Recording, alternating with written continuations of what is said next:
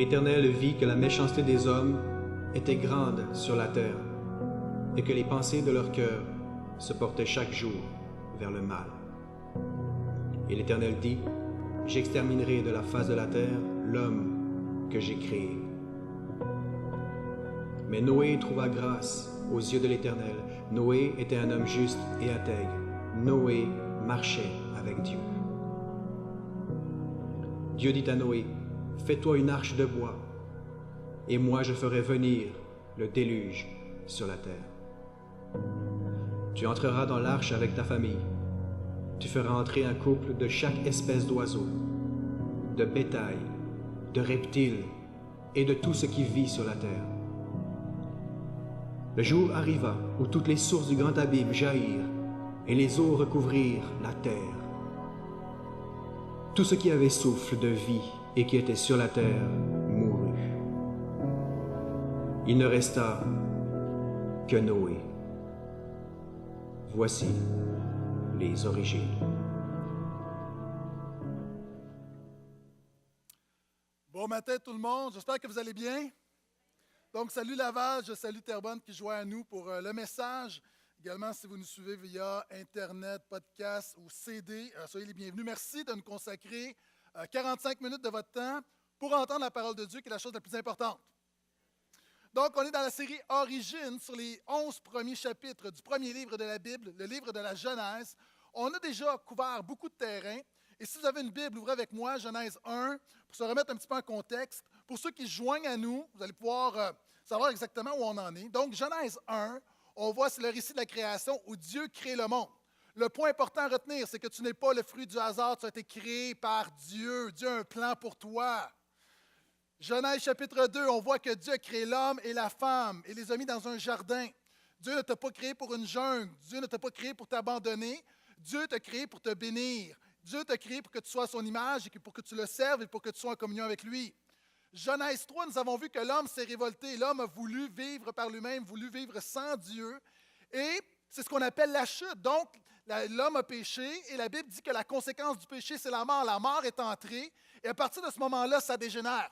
On a vu ensuite Genèse 4 où Adam et Ève ont deux fils. Caïn va tuer Abel et on a vu qu'ensuite, Caïn va être chassé, il est maudit et qu'un troisième fils va naître qui s'appelle Seth. Et Seth va avoir un tour à son fils, va avoir un tour à son... Je reprends. Seth va avoir un fils à son tour qui va être le petit-fils d'Adam et Ève. Il se nomme Enoch. Et la Bible dit que c'est à ce moment-là que l'on commence à invoquer le nom du Seigneur. Et deux choses. Un, ça m'encourage. Je dis, Seigneur, fais de moi cet homme qui commence à invoquer ton nom, qui recommence à invoquer ton nom. Mais en même temps, ça me fait peur. Parce que très tôt dans l'histoire de l'humanité, on a oublié le nom du Seigneur, on a oublié le Seigneur. Très tôt, on a commencé à délaisser, à abandonner la foi. Il y a un avertissement là-dedans. Maintenant, ce matin, nous allons couvrir les chapitres 5 à 6. On se dirige tranquillement vers le déluge, vers Noé, c'est la mise en contexte. Et chapitres 4 à 5, c'est des chapitres particuliers. Je ne crois pas qu'il y ait un pasteur quelque part qui se lève un dimanche matin en disant « Je vais prêcher sur Genèse 5, sur les généalogies de la Bible ». Et Genèse 6, c'est un texte bizarre. Vous savez, j'aime la Bible est inspirée de Dieu, mais quelquefois, il y a des textes qui sont bizarres.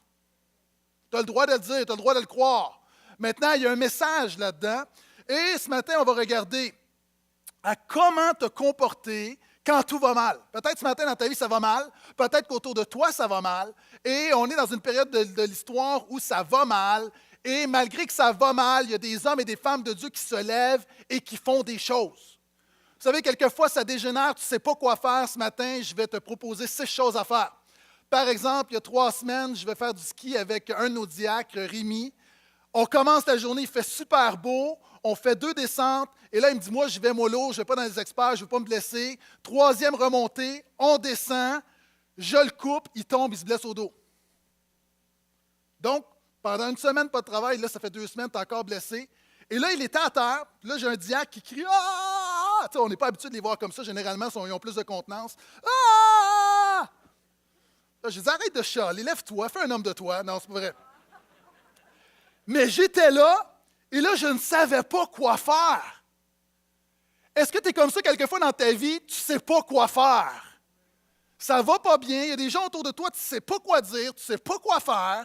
Et là, je suis comme, Je me sentais totalement inutile. Maintenant, ici, on est dans une période de l'histoire où ça va mal, mais il y a des hommes qui savent quoi faire. Il y a des femmes qui savent quoi faire par la grâce de Dieu. Ce matin, j'aimerais t'encourager et t'enseigner 6 choses que tu peux faire quand ça va mal.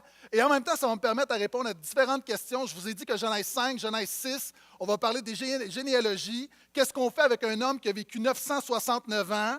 Qu'est-ce qu'on fait avec un homme qui disparaît comme ça? On croirait le Boeing 777, pouf, il disparaît. Qu'est-ce qu'on fait avec supposément des anges qui couchent avec des femmes? Est-ce que c'est ça que la Bible dit? C'est vraiment, il y a vraiment, vraiment du beau matériel là-dedans, mais au bout de la ligne, on croit qu'il y a une parole de la part de Dieu pour nous ce matin. Si tu le crois, dis Amen. OK, on commence. Genèse 5e chapitre, le verset 1 à 5. On commence les généalogies. On va lire 5 versets pour comprendre un peu c'est quoi. Et pour le prochain point, j'irai plus rapidement. Voici le livre de la généalogie d'Adam. Le jour où Dieu créa les humains, il les fit à la ressemblance de Dieu. Hommes et femmes, il les créa, il les bénit, il les appela du nom d'humain. Adam, Adam veut dire humain. Le jour où ils furent créés. Adam vécut 130 ans, puis il engendra un fils à sa descendance selon son âge. Il l'appela du nom de Seth. Les jours d'Adam, après qu'il eut engendré Seth, furent de 800 ans. Il engendra des fils et des filles. La totalité des jours qu'Adam vécut fut de 930 ans, puis il mourut. OK, première chose. Adam, c'est probablement l'homme, lorsqu'on va le rencontrer au ciel, c'est lui qui va se sentir le moins champion. Adam est l'homme qui était dans le jardin d'Éden. Adam est l'homme qui avait toutes les bénédictions. Et Adam, sans aucune raison, et d'ailleurs, c'est ce qui rend le péché si catastrophique, on n'a pas besoin d'une raison pour se révolter contre Dieu. Souvent, on essaie de justifier en disant c'est les circonstances, mais il y a quelque chose sans aucune raison, c'est le scandale de la chute. Adam se révolte contre Dieu. Bravo, champion. Et la Bible dit que par Adam, par cet homme, par cette erreur, le péché est entré dans le monde et par le péché, la mort, et que la mort est passée sur tous les hommes. Est-ce que ça s'est déjà arrivé de faire une gaffe et de te sentir mal? Maintenant, tu as un choix. Et je termine avec l'histoire avec notre gentil diacre. Je lui ai dit, puis là, alors qu'il était là, puis je lui ai dit, hey, je me sens tellement mal parce que je l'ai coupé. Il dit, mais non, c'est pas de ta faute. On arrive après ça, puis là, ils descendent avec la motoneige, puis tout ça dans la clinique. Puis là, je dis, hey, je me sens vraiment mal. Puis là, il dit, arrête, là, on règle ça, là. Il dit, donne-moi ta main. Je mets ma main, il dit, tac, OK, c'est fini. C'est une drôle de stratégie, mais quand même. Je le revois la semaine passée, puis il est avec sa femme, je dis, je me sens vraiment mal. Fait que là, elle me dit, c'est pas de ta faute. Et là, lui, Rémi a dit quelque chose de très, très sage. Il dit, écoute, laisse-les faire. Ça fait 3 fois que je lui dis, s'il veut se sentir mal, qu'il se sente mal, c'est son problème. Donc, ce matin, nous allons avoir un vote pour un nouveau diacre. Non, c'est pas vrai. Mais c'est vrai que c'est mon choix, mais en même temps, c'est facile à dire, mais pas facile à faire. Et je suis conscient que souvent, je te prêche la parole de Dieu, puis c'est facile à dire, mais ce n'est pas facile à faire. Et quand ça va mal, ce n'est pas facile de faire le bon choix. Et Adam a un choix. Adam aurait pu choisir de se plaindre, de se décourager, de se déprimer, d'abandonner. Il aurait pu se suicider. Imaginez-vous, là, vous êtes à la place d'Adam, tu veux en finir, c'est trop lourd à porter. Mais Adam a choisi de ne pas voir la malédiction, mais de porter son regard sur la bénédiction. Et le point suivant, quand ça va mal, choisis de voir la bénédiction. La Bible nous dit qu'Adam, malgré son péché, l'immensité de son péché, la Bible dit que Dieu le bénit. Est-ce que tu l'as vu? Dieu le bénit. Et quand ça va mal, quand tu ne te sens pas à la hauteur, quand tu sens que tu as échoué, quand tu sens que pas juste que tu le sens, tu le vois, rappelle-toi que tu représentes, que tu as été créé à l'image de Dieu. Adam, malgré son péché, souvent nous on va dire que c'est un pécheur, mais Dieu, avant de voir un pécheur, il voit quelqu'un créé à son image. Et je veux juste dire, peu importe comment tu te sens, tu as été créé à l'image de Dieu. Ça fait penser à, sur les sites Internet, il y a plein de recettes que tu peux faire et tu peux mettre une photo de la recette que tu as reproduite.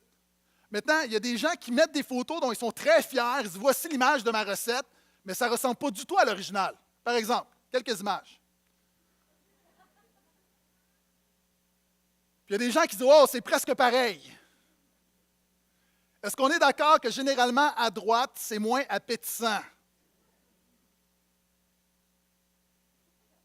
Là, des gens sont convaincus de l'avoir eu, la recette, là. C'est pour ça qu'ils mettent la photo. À droite, ça fait peur, même. Souvent dans ma vie, là, je sais, c'est plus facile à dire qu'à faire. Je sais que j'ai été créé à l'image de Dieu, mais quelquefois, je ne vois pas l'image de Dieu dans ma vie. Quelquefois, je ne marche pas conformément à l'image de Dieu dans ma vie. Mais savez-vous, c'est quoi? Un peu comme ces images, tu regardes, tu dis, oh, il y a quelque chose de... Ça se ressemble, mais pas trop. Puis oui, peut-être que si tu regardes à ma vie, puis si on regarde à ta vie, tu te déclares chrétien, puis on voit un petit peu de Jésus. Mais beaucoup de chair, beaucoup de péché, beaucoup de mort. Un petit peu de Jésus, il y a comme quelque chose. Prends courage parce que Dieu est déterminé à te transformer à l'image de son Fils. Et Adam savait, encore une fois, il savait que son Dieu était gracieux, il avait été créé à l'image de Dieu. Il savait que le plus grand péché du monde ne pouvait pas enrayer l'image de Dieu, ne pouvait pas attaquer l'œuvre de Dieu dans sa vie. Et il a choisi de voir la bénédiction. Et regardez, il a vécu 900 ans. Et je vais y revenir là, sur la valeur des chiffres, mais c'est ce que la Bible veut démontrer. Dans l'Ancien Testament, quelqu'un qui vit longtemps, c'est quelqu'un qui est béni. La Bible veut nous dire, malgré qu'Adam était le premier et un grand pécheur, Dieu l'a grandement béni. C'est la grâce de Dieu.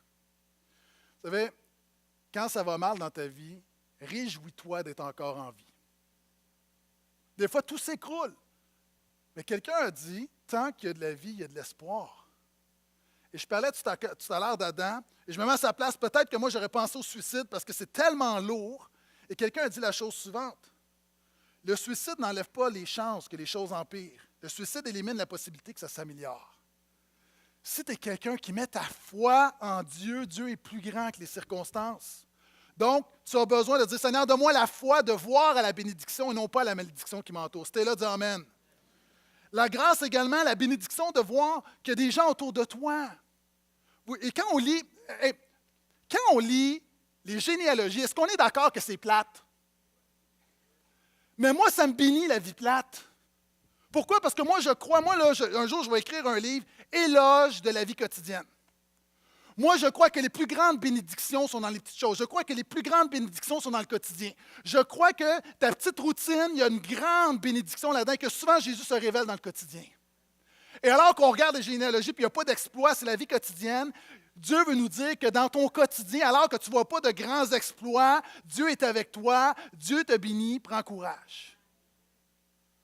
Il y a des gens, compte tes bontés, compte tes bienfaits, compte tes bénédictions. Lorsqu'on a le gala tapis rouge, Pasteur Phil a chanté « Compte les bienfaits de Dieu ». Par respect pour vous, on ne va pas le remontrer, OK? Et la Bible dit « Il mourut ».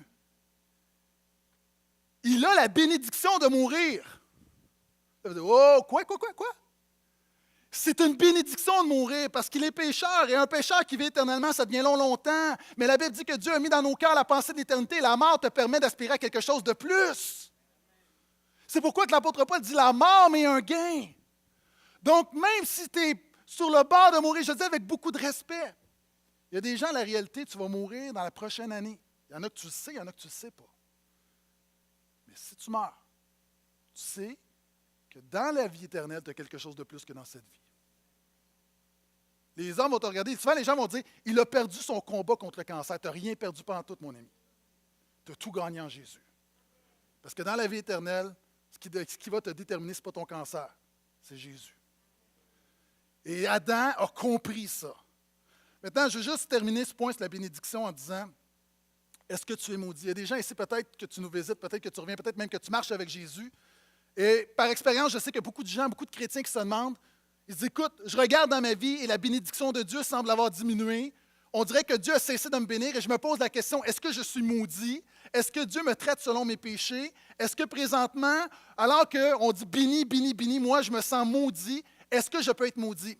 J'aimerais juste te dire que Dieu maudit très, très, très rarement des gens dans la Bible. D'ailleurs, Dieu ne maudit jamais directement quelqu'un. Il va dire, voici la vie, voici ce que j'ai pour toi, marche là-dedans, mais si tu marches sans ça, oui, tu vas vivre dans la malédiction.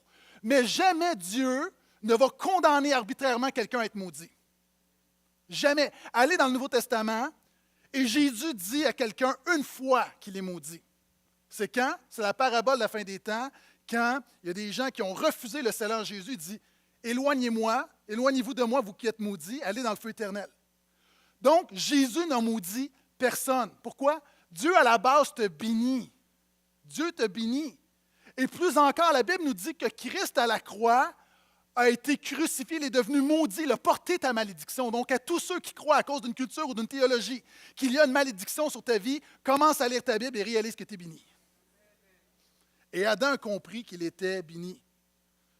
Il y a des gens qui disent, oui, mais je ne comprends pas comment ça se fait qu'il semble avoir un problème dans ma vie. Puis vous savez, la grâce ne nous donne pas l'excuse de vivre n'importe comment. Ce que je dis par contre, c'est que de la même manière que Dieu sauve par grâce, Dieu bénit par grâce. Dieu ne te bénit pas parce que tu le mérites. Maintenant, pourquoi est-ce que l'expérience de la bénédiction est différente dans ta vie? Je vais te l'expliquer. Ce n'est pas de la faute de Dieu. C'est comme un jeune qui va voir son pasteur. Il dit, pasteur, je me sens moins béni présentement. J'ai l'impression qu'il y a un problème, puis je me demande même si je ne suis pas maudit, si je ne marche pas dans la... C'est pas une malédiction qui plane sur ma vie. Le pasteur dit, OK. Il dit, viens avec moi et on va aller arroser mes fleurs. Là, le jeune dit, pasteur, avec respect, je ne suis pas venu pour faire du jardinage. Je suis venu pour avoir un conseil. Le pasteur dit, suis-moi. Le pasteur donne le boyau d'arrosage aux jeunes. Il dit, va arroser mes plantes. Il arrose les plantes. Et là, le pasteur commence à faire des trous dans le boyau d'arrosage. Puis il dit, est-ce que tu as encore de l'eau? Il dit, oui, mais il dit, j'ai de moins en moins de pression. Puis à un moment donné, il y a juste un petit filet qui coule. Il dit, vois-tu, c'est exactement la même chose avec la bénédiction de Dieu. Ce n'est pas que la source de la bénédiction s'est tarie. C'est juste que souvent de fois, par nos mauvaises décisions, par nos choix, par notre révolte, par notre manque de foi, on fait des trous puis on perd la bénédiction de Dieu. Mais Dieu n'a pas changé. Et si tu te repens, si tu reviens à lui, il peut transformer ton boyau à nouveau. Dieu n'a pas changé. Tu es béni en Jésus. Tu es racheté, adopté, accepté. Et Adam l'avait compris. Malgré ses péchés, il avait compris que quand ça va mal, tu peux choisir de voir la bénédiction. Est-ce que je peux entendre un vrai amen? Yes! On continue. Toujours chapitre 5, généalogie. Seth vécut 105 ans, puis il engendra Énoch. Après la naissance d'Énoch, Seth vécut 807 ans. Il engendra des fils et des filles. La totalité des jours de Seth fut de 912 ans, puis il mourut. Et là, il y a une dizaine d'hommes qui sont dans le chapitre 5, et pour chacun, on dit la même chose. On nomme leur nom. On dit, voici, il a vécu tant de temps avant de donner naissance à son premier enfant. Après, il va vivre tant de temps. On dit, il y a eu d'autres fils, d'autres filles, puis ça se termine en disant, il mourut. Et maintenant, on en a plusieurs. Donc, la totalité des jours de Seth fut de 912 ans, puis il mourut. Énoch engendra Caïnan. Caïnan engendra Mahalaleel. Mahalaleel engendra Yéred. Yéred engendra Enoch. Enoch engendra Mathusalem. Mathusalem engendra Lémec. Lémec engendra Noé. Et Noé engendra Sem, Cham et Japheth. Maintenant, ici, on a un cas classique de généalogie dans la Bible. Puis je sais qu'il y a des gens, vous êtes ici pour la première fois, puis vous dites, mais qu'est-ce que Dieu veut me dire au travers des généalogies? Est-ce que vous êtes comme moi, quand vous ouvrez votre Bible et que vous lisez les généalogies, vous lisez 2, 3 noms, puis vous allez à la fin? Ah, c'est comme lire le bottin téléphonique, tu n'es pas béni. Ah, moi, j'aime l'Ancien Testament, j'étudie l'Ancien Testament, mais je suis honnête avec vous. Par exemple, tu arrives, dans les nombres, tu as des grandes listes de généalogie, tu arrives dans le livre des Chroniques, tu as 9 chapitres de... Tu sais, quand tu as une lecture quotidienne, puis tu arrives dans ta semaine où tu as 9 chapitres de Chroniques, ce n'est pas une bonne semaine. OK, il n'y a personne au chapitre 3 qui dit « Oh, je suis rempli du Saint-Esprit. Alléluia, merci pour les noms que je ne comprends pas, Seigneur. » Non! Mais il y a une raison. C'est important, les généalogies. D'ailleurs, on voit que l'Évangile de Matthieu commence par la généalogie de Jésus. On voit également dans Luc, on commence avec une généalogie. Du moins, on ne commence pas quelques chapitres, mais on commence le ministère de Jésus avec une généalogie. Maintenant, qu'est-ce qu'on peut dire? Permettez-moi de faire 3 minutes sur les généalogies bibliques. Pourquoi? Parce qu'il y a plusieurs questions. Dans mes cours dans l'Ancien Testament, ça revient continuellement. Puis il y a des gens ici, vous posez des questions sur l'âge de la Terre. Donc, permettez-moi de vous expliquer 2, 3 choses. Premièrement, il y a un homme qui s'appelle James Ussher en 1650 qui, lui, a décidé d'additionner toutes les généalogies de la Bible, les nombres qu'on mettait dans les généalogies, pour déterminer l'âge de la Terre. Et c'est là que ça vient, où certains croyants vont dire que la Terre a 6000 ans. Parce qu'on a additionné tous les chiffres qu'on a trouvés. Donc, on part d'Adam jusqu'à Abraham, d'Abraham à David, de David à Jésus, puis on se dit, la Terre a 6000 ans.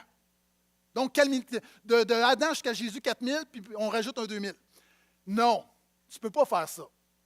Parce qu'on s'est rendu compte que quand tu compares les généalogies dans la Bible, quelquefois, on saute des noms. Donc, il y en a beaucoup plus que ça. La Bible s'attarde aux personnages importants. Donc, si tu crois que la Terre a 6000 ans, libre à toi, mais tu ne peux pas t'appuyer sur la Bible pour le dire. C'est une mauvaise manière d'interpréter la Bible. Donc, la Bible ne te demande pas de croire qu'elle a 6000 ans. Je continue. On a retrouvé également des textes de généalogie comme ça. C'était hyper populaire dans le temps. Les gens étaient excités par ça. Aujourd'hui, on le voit encore, hein, les gens aiment ça savoir. Moi, je m'intéresse de savoir, est-ce que je suis un descendant royal? Est-ce que je suis... Mais non. Les brassards n'ont jamais rien fait, ça reste de même. On est des nobody. Je vous l'ai dit, une vie plate, une vie plate. Donc, quand on compare les généalogies de la Bible, on se rend compte qu'il y a des omissions. On se rend compte souvent de fois aussi qu'un fils, on appelle un personnage fils, mais ce n'est pas vraiment son fils, c'est son petit-fils, son arrière-petit-fils, puis même plus. Par exemple, on dit de Jésus qu'il est fils de David. Est-ce que Jésus est le fils de David? Il y a juste 10 000 ans entre les deux, là. C'est un descendant. Donc, encore une fois, ça nous révèle qu'il y a eu des sauts. Donc, on ne peut pas être très, très littéral sur les années. Ce qu'on réalise en même temps, quand tu étudies les généalogies, tu te rends compte qu'il y a un arrangement et les chiffres ont le but de communiquer un message spirituel. On prend des personnages historiques qui ont existé. Tout ce qu'on parle aujourd'hui, c'est arrivé. Mais lorsqu'on met les chiffres, les Juifs là, aimaient vraiment être excités également. Il y a plusieurs choses qu'ils excitaient, les généalogies puis les chiffres. Quand tu lis dans la Bible, as-tu remarqué combien de fois les chiffres sont toujours arrondis? Hein, c'est jamais 37 ans et 3/4. C'est toujours 40, 80, 120, toujours 3, 4, 6, 7, 10, 12. Pourquoi? Encore une fois, dans la culture de l'époque, les chiffres représentent quelque chose, une valeur symbolique. 3, c'est l'emphase. Saint, Saint, Saint est le Seigneur. 4, c'est les points cardinaux, c'est l'universalité. Quand on a une vision qui atteint toute la terre, souvent il y en a 4. On voit 4 anges, 4 chérubins. 5, c'est le chiffre de la parole de Dieu. Pourquoi? La loi, Penta, 5, Pentateuque, les 5 premiers livres de la Bible. Donc Genèse, Exode, Lévitique, Nombre, Deutéronome. 7, c'est la semaine, l'accomplissement, c'est le chiffre de Dieu, c'est l'exaucement. 6, c'est l'imperfection, une coche en bas de 7. 10, grand nombre. 12, c'est le peuple de Dieu. 12 tribus, 12 apôtres. Maintenant, quand on arrive dans Matthieu, on se rend compte qu'il y a 3 lignes, 3 listes de généalogie, 3 fois 14. Pourquoi? On commence en disant Jésus, fils de David. Et une autre chose que les Juifs faisaient souvent de fois, ils donnaient une valeur. OK, restez avec moi, restez avec moi. Là, il y a des gens, là, déjà, je vous vois partir. Là. Reviens. OK, j'en ai pour 2 minutes. Là. Il y a du monde qui est comme reviens, Jésus. OK. On accordait une valeur aux lettres. Et David, la valeur du nom David, c'est 14. Donc, quand on nomme 14 noms 3 fois, ce qu'on veut dire, c'est que Jésus est vraiment le fils de David. Quand vous arrivez dans Luc, il y a 77 noms. Pourquoi dans Matthieu, il y en a 42, 77 dans Luc? Le chiffre 7, c'est l'accomplissement. On veut dire que Jésus a véritablement accompli le plan du salut. Cela étant dit, qu'est-ce qu'on fait maintenant avec cette liste, cette généalogie, avec plein de chiffres, à n'en plus finir? Je te résume ça en 30 secondes. On peut mettre la diapo, s'il vous plaît, puis la laisser là. Donc, on commence avec Adam. Il y a Caïn, il y a la lignée des hommes qui ont abandonné Dieu. Abel est mort. On arrive avec 7, il y a 10 noms. En passant, quand je vous dis c'est arrangé, de Adam à Noé, il y a 10 noms. De Noé à Abraham, il y a 10 noms. Il y a un parallèle. OK? Vous avez les 10 gars, on en a parlé de quelques-uns là-dedans. On met maintenant, voici les chiffres que la Bible nous donne pour chacun. Le premier chiffre, c'est lorsqu'il a eu son premier enfant, donc celui en bas de lui dans la liste. Et à côté, c'est le nombre d'années qu'il a vécu après. Est-ce que vous remarquez quelque chose sur ces chiffres? Sur les 20 chiffres qui sont là, vous allez remarquer que 15 sur 20, encore une fois 15 sur 20, sont des multiples de 5. 130, 800, 105, 90, 815. Je fais rapidement. 15 sur 20. Pourquoi des multiples de 5? Le chiffre 5, c'est le chiffre de quoi? Je viens de vous le dire. Le chiffre de la parole de Dieu. Ce qu'on veut dire, avez-vous remarqué que Caïn, on ne mettait pas de chiffre? Les descendants de Caïn, on veut dire que cette gang-là, c'est des gens qui respectent la parole de Dieu. C'est le message important à communiquer. Et il y a 5 autres chiffres. Si vous remarquez 807, 162, 187, 182, 782, ils ont comme particularité d'être des multiples de 5, plus on a ajouté 7. Là, il y a du monde, là, vous êtes vraiment partis, là. OK? Si vous êtes vraiment en train de vous évanouir, allez vous chercher un café, revenez dans 2 minutes. Et ce qu'on veut dire, encore une fois, c'est qu'il y a des gens là-dedans, ce sont des hommes de la parole de Dieu, mais Dieu a accompli une œuvre particulière dans leur vie, d'où le chiffre 7. Donc, ce que j'essaie de dire, quand on a une liste avec des chiffres, Dans ce contexte de Genèse 5, ce qu'on veut dire, c'est voici une gang d'hommes et de femmes qui ont la foi, qui sont croyants, qui ont obéi à la parole de Dieu et dans lesquels Dieu a accompli quelque chose de particulier. Maintenant, peut-être que tu te dis, OK, comment ça s'applique dans ma vie? Je veux juste dire que si tu crois en Jésus, il est la parole de Dieu, il a déclaré tout est accompli. Et ça veut juste dire, encore une fois, que nous disent les généalogies pour nos vies, quand ça va mal, tu peux te rappeler d'où tu viens. Quand ça va mal, tu peux te rappeler d'où tu viens. Les généalogies servent à rappeler au peuple de Dieu d'où ils viennent. Tu ne peux pas savoir où tu vas si tu ne sais pas d'où tu viens. Et pour le peuple de Dieu, alors qu'ils ont vécu toutes sortes de crises, alors qu'il y a des croyants qui sont abandonnés, délaissés de Dieu, les généalogies les bénissaient parce que ça leur rappelait qu'ils n'étaient pas le fruit du hasard, qu'ils avaient été créés à l'image de Dieu, que Dieu avait mis la main sur leur vie et qu'encore aujourd'hui, Dieu voulait les bénir. Ça leur rappelait deux choses. Premièrement, ça leur rappelait, parce que chacun, la Bible nous dit, il mourut. Ça leur rappelait qu'ils vivaient la conséquence du péché. La première chose, il y a des gens ici qui disent souvent, pourquoi Seigneur tu permets dans ma vie? Quand tu lis les généalogies, ça te rappelle que nous vivons dans un monde pécheur qui s'est détourné de Dieu. C'est ce que ça nous rappelle. Que plusieurs d'entre nous, on vit la conséquence du péché. Ce n'est pas le plan de Dieu, on vit la conséquence du péché qui se transmet de génération en génération. Moi, j'ai fait 2 beaux enfants, mais j'ai fait 2 petits pécheurs.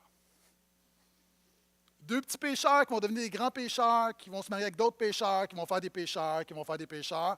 Puis à Noël, j'aurai plein de pécheurs qui vont venir à la maison. Ça va me coûter 300 pièces de cadeaux pour des pécheurs. Mais c'est ça la vie. Là, des gens me disent, hey, c'est bien décourageant. Non! Parce que quand tu réalises que tu es pécheur, tu réalises que tu as besoin d'un sauveur. Parlant des petits pécheurs, vidéo qui illustre mon propos.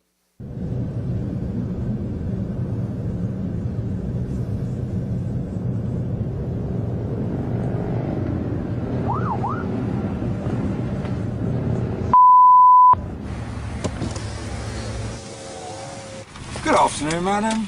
Yeah, I'm sorry, officer. Can I see your papers, please?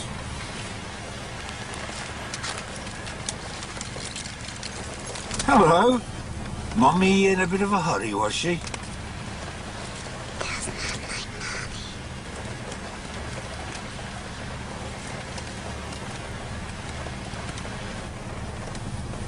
Step out of the car, madam! Step out of the vehicle now!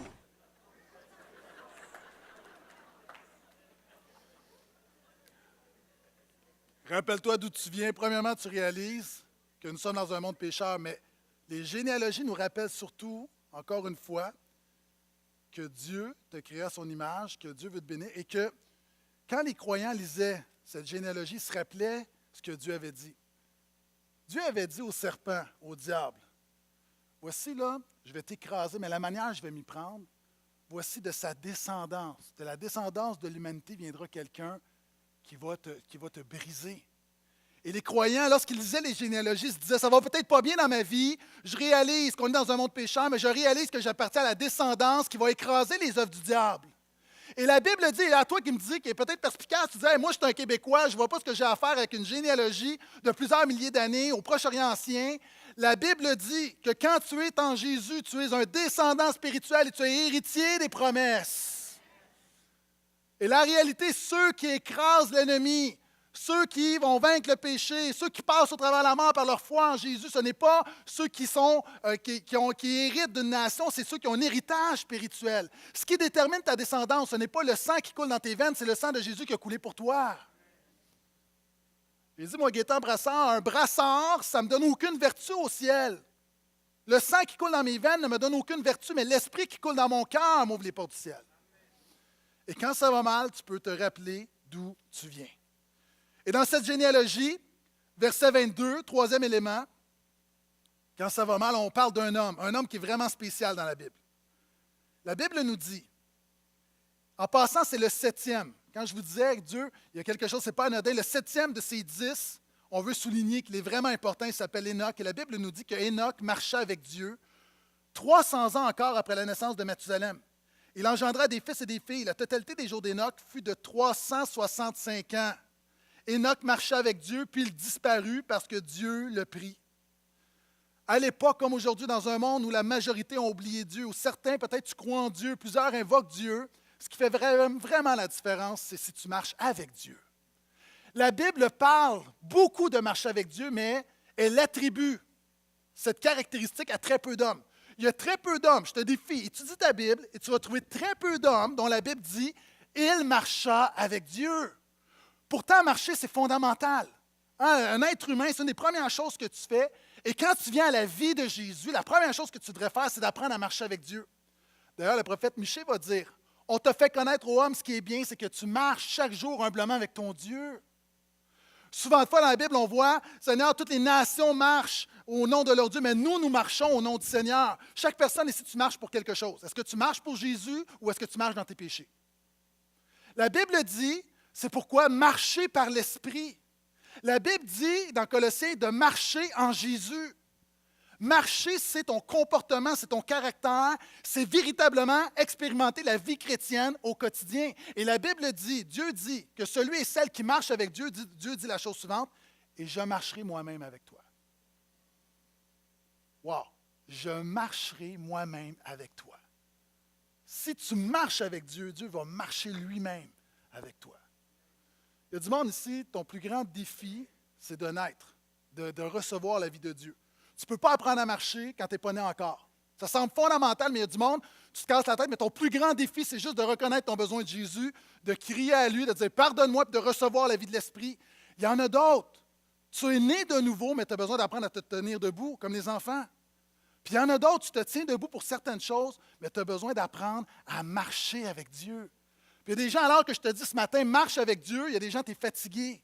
Il y a des gens, tu es découragé, tu te dis, je n'ai pas la force de marcher avec Dieu. Je regarde le chemin à parcourir pour avoir cette vie que le Seigneur a pour moi, puis c'est trop. Est-ce que tu sais combien de pas que tu fais par jour? On dit qu'en moyenne, quelqu'un en forme fait 8, 9, 10 000 pas par jour.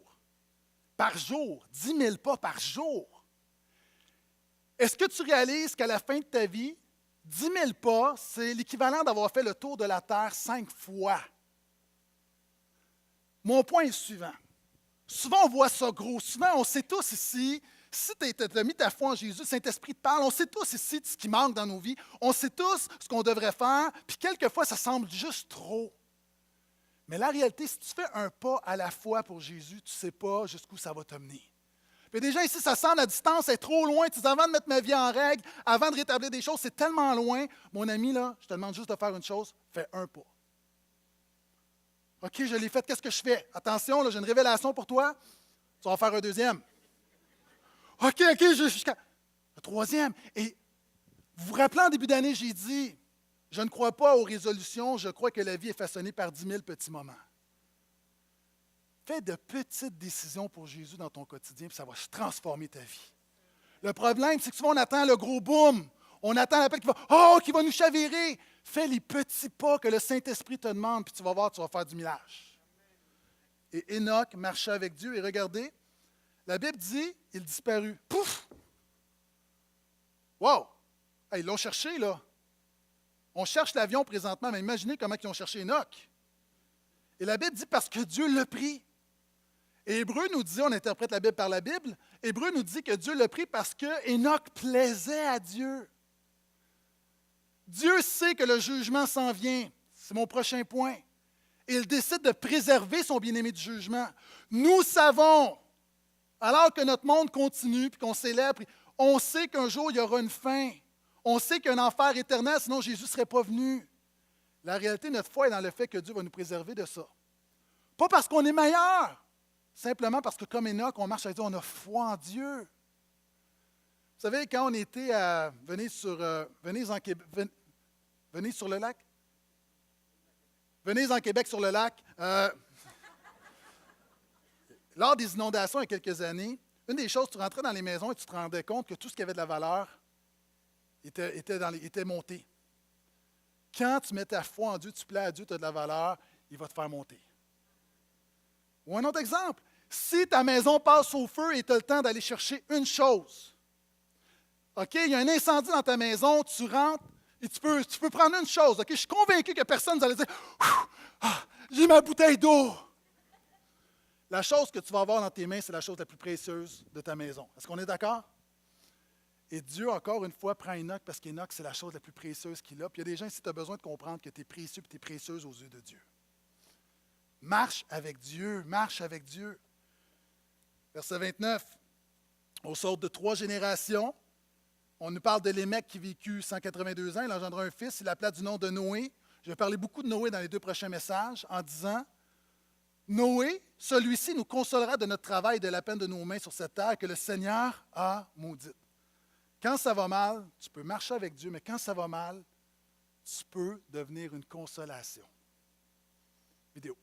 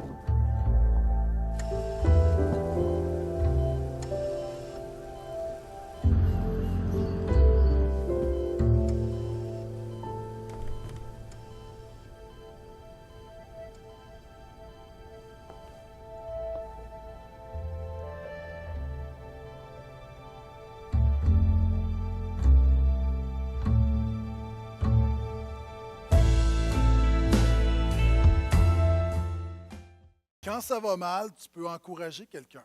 Là, vous dites, oui, mais comment c'est possible si moi, ça va mal dans ma vie, si je vis une crise? Il y a des gens, tu as besoin de comprendre que dans le royaume de Dieu, tu ne peux plus penser comme quand tu étais sans Dieu. Il y a une nouvelle manière de penser. La Bible nous dit que Jésus est la consolation d'Israël, la consolation. Si tu as Jésus, tu as une part de consolation. L'apôtre Paul dit la chose suivante, et je sais que c'est un des versets que Pasteur André aime beaucoup, que dans nos détresses, Dieu veut te consoler afin que par la consolation que tu reçois de Dieu, qu'à ton tour, tu puisses consoler d'autres personnes qui vivent ces mêmes détresses. Il y a une réalité ici. Qu'est-ce qui console le plus? Je parlais du cancer, je parle d'un deuil, je parle d'une crise, d'un divorce. Ce qui console le plus, généralement, c'est quelqu'un qui vient à côté de toi et qui dit « J'ai vécu ce que tu as vécu ». Il y a des gens, là, tout le monde peut prier pour toi, t'encourager, mais tu as quelqu'un qui a passé au travers un cancer, qui vient te voir et qui te dit « J'ai passé au travers ». Ça te donne un boost. Tu as passé au travers une situation, tu as de la misère avec tes enfants, puis tout le monde peut te dire « On est là, on est là ». Moi, en tant que pasteur, je peux t'encourager, mais tant que tu as quelqu'un qui dit hey, « J'ai vécu des crises, puis Dieu a été fidèle, puis j'ai passé au travers », ça t'encourage. Puis la réalité, quelquefois, Dieu ne gaspille jamais les détresses. Et souvent de fois, tu passes au travers quelque chose, Dieu va vouloir te consoler, mais Dieu va vouloir se servir de ton épreuve pour consoler des gens autour de toi. Et Noé, alors que ça va mal dans le monde, il devient une consolation. Et j'arrive au chapitre 6. C'est le texte que je vais lire dans quelques instants qui amène le plus de questions dans mes cours, dans l'Ancien Testament. Même souvent, je reçois des courriels. Si vous lisez votre Bible, c'est un verset probablement qui vous dérange, qui vous intrigue. Je vais faire rapidement par contre, mais je vais essayer d'expliquer ça un petit peu. Donc, chapitre 6, le verset 1 à 7, on se remet en contexte. Chapitre 4, on a la descendance de Caïn. Chapitre 5, on a la descendance de Seth, donc une descendance qui refuse Dieu, qui rejette Dieu, puis une descendance qui se confie en Dieu. Maintenant, voici ce que la Bible nous dit. Et ce texte-là est pivot, il nous amène tranquillement au déluge et à Noé. Lorsque les humains eurent commencé à se multiplier sur la terre et que des filles leur furent nées, les fils de Dieu virent que les filles des hommes étaient belles et ils prirent pour femmes toutes celles qu'ils choisirent. OK, je vais arrêter ici, je vais aller étape par étape. Ici, il y a des gens qui disent « Oh, là, ça devient croustillant, on a des anges. » Parce que dans la Bible, souvent, les fils de Dieu, c'est les anges. On a des anges qui viennent sur la terre et qui vont coucher avec des humaines. Non! Non! Non! Juste parce qu'il y a des gens qui ont des drôles de croyances. Non, Jésus a dit que les anges ne peuvent pas se marier. Donc, oui, quelquefois, fils de Dieu fait référence aux anges, tu le vois dans Job 1, entre autres, mais non. D'autres vont dire, les fils de Dieu, dans l'époque, les fils de Dieu étaient des rois. Donc, le roi était comme l'incarnation de Dieu et c'est des nobles qui vont avoir des relations, qui vont mettre dans leur harem des filles du peuple. C'est une bonne interprétation qui se tient, mais selon moi, il y en a une meilleure. Est-ce qu'il y a des fils et des filles de Dieu ici? OK, merci pour les 20 qui ont levé la main. Pour les autres, écoutez-moi maintenant, je vais vous présenter le salut en Jésus. Est-ce qu'il y a des fils et des filles de Dieu ici? OK.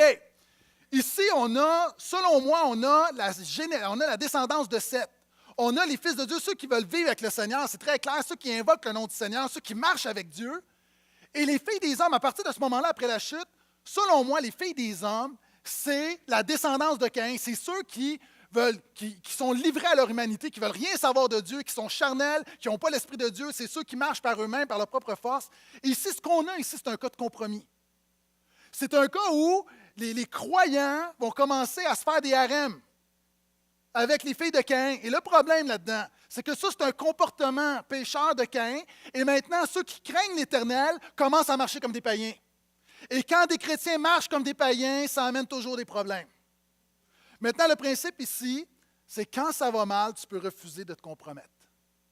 Ici, on a des hommes qui décident de marcher dans le compromis. C'est quoi le compromis? Le compromis, là, il y a des choses que tu fais, que tu sais que tu ne devrais pas faire. L'Esprit de Dieu le témoigne à ton esprit, mais tu échanges ton intégrité pour un peu de plaisir. Tu échanges la vie de Dieu pour ta chair. Tu échanges l'œuvre du Seigneur pour un peu de mort. Tu ne le vois pas comme ça, mais c'est un compromis. C'est comme l'homme qui rencontre un ours, puis qui est face à face avec un ours, puis là, l'ours lui dit « Hey, qu'est-ce que tu fais? » OK, c'est une image, c'est pas vrai. OK? Puis là, l'homme dit « J'ai froid, j'ai besoin de me couvrir, j'ai besoin de prendre ta fourrure et la mettre autour de moi. » L'ours, il dit « Ben regarde, il dit, moi j'ai faim, on peut trouver un compromis. » Non! Souvent, tu vas donner quelque chose, tu vas donner de la pureté, de la sainteté, ton intégrité, de la vie de Jésus. C'est ça le péché, c'est le compromis. Tu penses que tu vas avoir le meilleur des deux mondes, mais ça amène seulement la mort. Puis ça, on a une génération qui veut le meilleur des deux mondes, puis ça amène la mort. Et la Bible dit, le Seigneur a vu que même les meilleurs de l'humanité, c'est des pécheurs. Il y a un message là-dedans, même les meilleurs. Et fais attention, souvent, on idéalise les gens. Les gens que tu idéalises, à un moment donné, ils vont te décevoir, puis tu vas les démoniser. Hein, on va idéaliser ou démoniser. Puis ici, même les meilleurs, regardez, ils ont besoin d'un sauveur. Et des gens ici qui disent « Oh, moi je suis hot. Tu as besoin d'un sauveur. Surtout toi, mon ami. Parce que ton orgueil ne te fait pas réaliser combien tu as besoin de Jésus. » Et Dieu dit, voici, il vit que le cœur était mauvais. Ça me fait penser à un verset dans Romains, l'apôtre Paul dit que l'être humain est ingénieux au mal. Avez-vous remarqué combien on est ratoureux pour le mal? Avez-vous remarqué combien pour pécher, pour se cacher, pour dévier? L'homme est ratoureux. On trouve toutes sortes d'affaires. Et Dieu le voit. Et la Bible dit que le Seigneur regretta d'avoir fait l'homme. Écoute-moi bien, qu'est-ce que la Bible veut dire? Dieu n'est pas surpris, Dieu est omniscient, Dieu sait toutes choses, Dieu est préscient. Ce que la Bible dit, quand c'est écrit que Dieu regretta, c'est que finalement, Dieu regrette, puis ce n'est pas le plan A qui va s'accomplir dans ta vie, c'est le plan B. Je le dis avec amour, Dieu a un plan A pour chaque personne ici. Mais il y a des gens, à cause de ton compromis, à cause de tes péchés, à cause de ta révolte, tu vas vivre le plan B puis le plan C de Dieu. Et si tu m'écoutes et tu réalises que tu es dans le plan C de Dieu, puis que tu te repens, tu reviens au Seigneur, ce qui est merveilleux avec Dieu, c'est qu'il peut changer un plan C en plan A. Mais ici, la Bible dit Dieu regretta. Le cœur fut affligé. On ne réalise pas combien le péché afflige Dieu. J'ai lu cette semaine un article d'un pédophile qui a agressé une jeune fille. J'étais dégoûté. Puis quelquefois, j'écoute les nouvelles, puis quand je vois, là, je change de poste. C'est trop. Il y a des affaires qui sont trop. Puis nous, souvent, là, on dit, mais nous, c'est pas pire. Puis on dit à Dieu, là, on dit à Dieu, voici comment tu devrais sentir. Puis le péché de toute cette humanité que tu as créée pour la bénir, qui se révolte contre toi. Puis nous, on est en train de dire à Dieu, tu n'as pas raison d'être affligé. Dieu est affligé. Puis la Bible dit, je veux effacer. C'est comme l'émission, on efface, on recommence. C'est ce que Dieu veut faire. Puis on parle des héros. On dit, c'est l'époque où, je continue la lecture, alors le Seigneur dit, mon souffle, mon esprit ne restera pas toujours dans l'être humain, car celui-ci n'est que chair. Ses jours seront de 120 ans. Donc, encore une fois, on voit la grâce de Dieu 120 ans avant le déluge. J'ai déjà dit, ne prends pas la patience de Dieu pour l'indifférence de Dieu. Dieu laisse de l'espace. Dieu te laisse toujours de l'espace. Dieu est patient. Pourquoi? Parce qu'il veut que tu viennes à la repentance. Il veut que tu changes. Il veut que tu abandonnes. Il veut que tu t'humilies. Il veut que tu viennes à lui, que tu demandes pardon. Puis il y a des gens ici, Dieu est patient, patient, patient. Le problème, c'est qu'à un moment donné, on pense qu'il est tellement patient qu'on pense qu'il s'en fout. Non. Il donne de l'espace. Il donne 120 ans. Il dit, OK, c'est pas un coup de tête. Je vous aime tellement, je n'ai pas le choix. Je dois agir dans ma sainteté, mais je n'ai pas le choix. Mais allez-y, je vous donne 120 ans. Repentez-vous, repentez-vous. Non. Non. Puis on dit que c'était l'époque. À cette époque-là, en ces jours-là, et encore après cela, les Néphilim, qui veut dire littéralement les tombés, étaient sur la terre. Lorsque les fils de Dieu vinrent vers les filles des humains, alors qu'elles leur donnèrent des enfants, ce sont là les héros d'autrefois, les hommes de renom. Le Seigneur vit que le mal des humains était grand sur la terre et que leur cœur ne concevait jamais que des pensées mauvaises. Le Seigneur regretta d'avoir fait les humains sur la terre et son cœur fut affligé. Le Seigneur dit, j'effacerai de la terre les humains que j'ai créés, j'effacerai depuis les humains jusqu'au bétail, aux bestioles et aux oiseaux du ciel, car je regrette de les avoir faits. Et là, il y a des gens qui pensent que les Néphilim, on va dire, OK, les anges vont coucher avec les humaines et là, ça va donner des titans. Non! Ce que Dieu est en train de nous dire, c'est que même les héros d'autrefois, c'était des gens qui ont tombé, c'était des pécheurs. J'ai lu un article, vous savez, c'est qui les 4 personnes les plus puissantes de notre culture, les 4 personnes les plus célèbres et les plus riches? La première, je ne m'en souviens pas. Oui, Oprah. La deuxième, Lady Gaga. Troisième, Steven Spielberg. La quatrième, Beyoncé. Mais ces gens-là ont tous besoin d'un sauveur. Et voulez-vous, plus que ça, moi, il y a des gens que j'admire dans le ministère. Moi, le pasteur qui m'inspire le plus, c'est Mark Driscoll. Mais Mark Driscoll a fait une méchante gaffe dernièrement. Rien d'immoral, rien de frauduleux, mais lorsqu'il a écrit un livre sur le mariage, son Église a décidé, a dit, écoute, on doit faire quelque chose, on veut que les gens parlent d'un livre sur le mariage chrétien, sur la Bible, un excès de zèle. Il a embauché une compagnie de marketing, puis cette compagnie-là leur a dit, la meilleure manière de faire parler de vous, c'est de vous retrouver dans la liste des best-sellers du New York Times. Ce que vous allez faire, achetez un gros lot pour l'Église en partant. Comme ça, vous allez monter vite, vite, vite. Ils l'ont fait. Mauvaise chose. C'est comme liker ton propre post sur Facebook. Non, c'est pas génial. Tu fais pas ça. Puis là, c'est comme pour promouvoir encore une fois le livre. Puis là, il y a des gens qui sont scandalisés. Puis des gens disent, ça y est, Pasteur Gaétan, est-ce que tu l'admires encore? Plus que jamais. Pourquoi? Il a dit, hey, en passant, là, c'était une mauvaise décision, on a fait une gaffe, on se repent, on demande pardon, c'était pas bon, c'était pas une bonne idée. Excès de zèle, mais on demande pardon, c'était pas sage comme décision. Les gens disent, puis toi, tu admires un homme comme ça? Oui, j'admire un homme qui se repent, qui reconnaît ses faiblesses, puis qui, par excès de zèle, a fait une erreur, mais j'aime mieux quelqu'un par excès de zèle qui fait des erreurs que quelqu'un qui ne fait jamais rien. Même les plus grands d'entre nous ont besoin d'un sauveur. C'est ce que la Bible nous dit. Et le jugement vient. Et Dieu dit, puis on va en parler la semaine prochaine, le déluge, surtout du salut de l'arche de Noé. Quand ça va mal, mon point est suivant, tu peux refuser de te compromettre. Maxwell raconte l'histoire souvent dernièrement, il s'en va en avion, puis lorsque l'avion vient pour atterrir, l'avion crash. Et le pilote va donner un coup, puis finalement va stabiliser, va revenir, et l'avion va atterrir sans problème. Et John Maxwell, en descendant, va embrasser le sol, va embrasser le pilote, va dire, tu nous as sauvé la vie. Quel réflexe! Quel réflexe! Une décision de dernière minute, des nerfs d'acier. Wow! Vraiment admirable. Puis là, il m'a dit, ce n'était pas une décision de dernière minute. Il dit, c'est une décision que j'ai prise il y a 20 ans. De quoi tu parles? Quand j'ai commencé à piloter, je me suis dit que si un jour ça m'arrivait, puis que l'avion descendait, dropait là, puis qu'on était pour s'écraser, je me suis toujours dit que je donnerais un coup. Pourquoi? J'aime mieux à gérer une erreur dans les airs qu'à gérer une erreur sur la terre. Une décision qui a sauvé sa vie il y a 20 ans. Plusieurs personnes ici, on se compromet, puis on pense que les circonstances sont trop fortes, puis je n'ai pas pu m'empêcher. Mais en fait, il n'y a rien de plus fort qu'une décision que tu prends au nom de Jésus. Il y a des gens ici, une décision que tu prends aujourd'hui peut te sauver la vie dans 20 ans. Une décision de suivre Jésus sérieusement peut tout changer.